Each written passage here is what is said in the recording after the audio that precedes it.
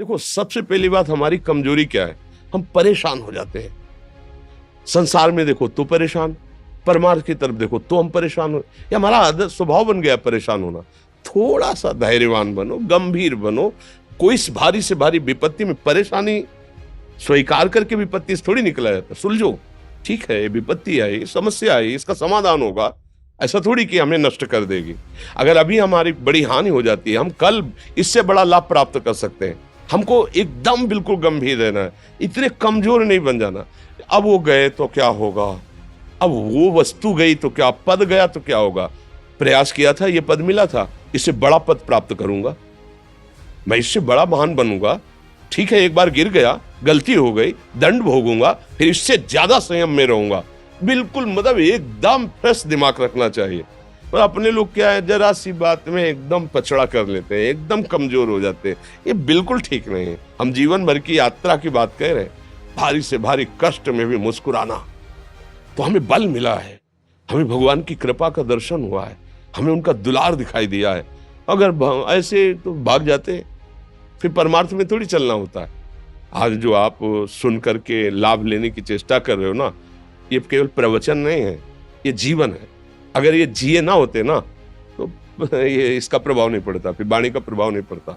हम इसीलिए कहते हैं, जैसे आप लोग एकदम परेशान हो जाते हैं जब बोलो, क्या हमसे ज्यादा परेशानी होगी? दोनों किडनी खराब, दवाई लाने के लिए पैसे नहीं, पानी रखा है हम उठ के पी नहीं सकते, भीषण शरीर में कष्ट, भीषण बुखार, क्योंकि किडनी फेल, जरा में बुखार, खाने को क्या, रोटी मांग के लाओ। अगर वहां सब्जी मिलती तो लाल मिर्च ऐसी पड़ के मिलती थी कि वो पा नहीं सकते थे। आप सोचो, पानी लाना है तो मुझे लाना है, पीना है तो मुझे पीना है। अगर मैं हारता तो कहां पहुंच जाता, क्या स्थिति होती? नहीं, मरना है, पर कदम पीछे। कोई दिन ऐसा नहीं जिस दिन सेवा ना की हो, जिस दिन सेवा ना गए हो।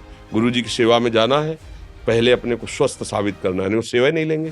तुम बीमार हो, तुम कष्ट में, वैसे उनकी दृष्टि परेशान थी, सेवा की, आके लेट गए। फिर हिम्मत की, अपनी श्री जी की सेवा की, मधुकरी नहीं गए, 3-3 4-4 दिन भोजन नहीं गए, पर सेवा नहीं छोड़ा, दिनचर्या नहीं छोड़ी। और उसका प्रधान कारण संयम, ब्रह्मचर्य, भगवत आश्रय, नाम जप, कभी हारने नहीं दिया। अभी भी थोड़ी देर बाद डायलिसिस शुरू हुआ। हारने, आपको हारे हुए नजर आ रहे हैं? शरीर में पीड़ा है, किडनी फेल है, ऐसा थोड़ा हम स्वस्थ बैठे हैं, पीड़ा है, बार बार प्यास लगती है, थोड़ा थोड़ा पानी मिलता है, लेकिन हम आनंदित हैं, हम प्रसन्न हैं। हम लड़ाई में हारे नहीं हैं, ना हारेंगे, हम जीत चुके हैं। हम अपने मालिक के भरोसे में अपना सब बात, तो वो ये हम अपनी बड़ाई नहीं बता रहे, हम आपको बता रहे समस्या। सोचो, तुम्हारे पास तो माँ है, भाई है, बहन है, परिवार है, कोई ना कोई तो है ना।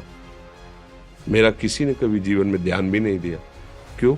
बचपन से बाबा जी बन गए, किसी से प्यार नहीं, किसी से संबंध नहीं, कोई जानकारी नहीं, हम कहाँ हैं, वो कहाँ, किसी से कोई मतलब नहीं। अच्छा, जवान साधु कौन श्रद्धा करे? कभी गांव जाने की हिम्मत नहीं पड़ती कि रोटी मांग ले, पता नहीं लोग क्या सोचेंगे, क्या भावना कर ले। हम दरवाजे पे खड़े हैं, क्या कैसी भाव, जो हमारे सामने आकाश वृत्ति से आया यौवन अवस्था में, वही पाया है, अन्यथा भूखे रह गए। जब हम हर समय अपने को विवेक के द्वारा सावधान रखे तो हम कभी निराश नहीं हुए, कभी उदास नहीं हुए, कभी ऐसा नहीं लगा कि यार हम दुखी, कभी नहीं लगा। उसी का फल है कि उस सुख का संकेत मिल गया जहां दुख की निशानी भी नहीं है। वही उसी के बच्चे हो, हम सब उसी धातु से बने हुए हैं। हम इतना क्यों परेशान हो जाते हैं? हम ये देखते हैं अपने लोग, थोड़ी बात बिगड़ गई परेशान, नहीं बिगड़ी तो बिगड़ जाने की संभावना में परेशान है।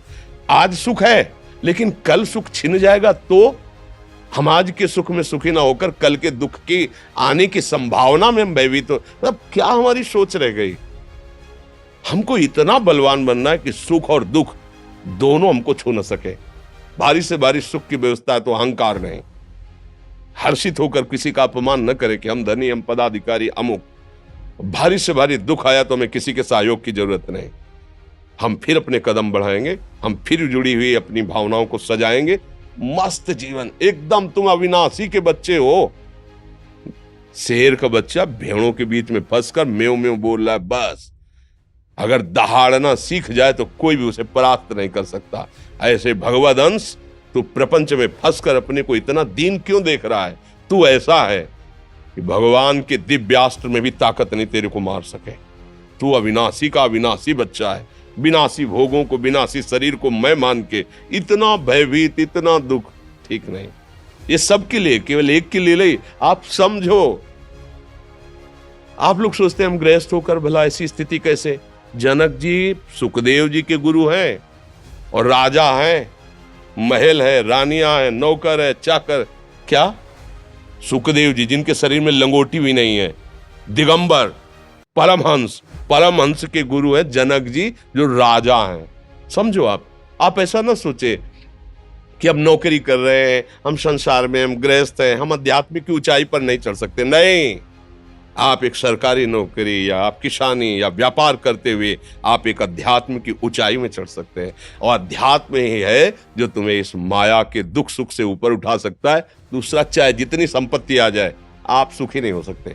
सब देख लो, आंख खोल के देख लो, अध्यात्म ही है जो तुम्हें हर कष्ट सहकर मुस्कुराकर जीने का रास्ता बता देगा कि आप आनंदित हो जाओगे। कुछ नहीं बिगड़ा, अध्यात्म है तो कुछ नहीं बिगड़ा, अध्यात्म नहीं है तो कुछ नहीं बना, कुछ हाथ नहीं लगने वाला।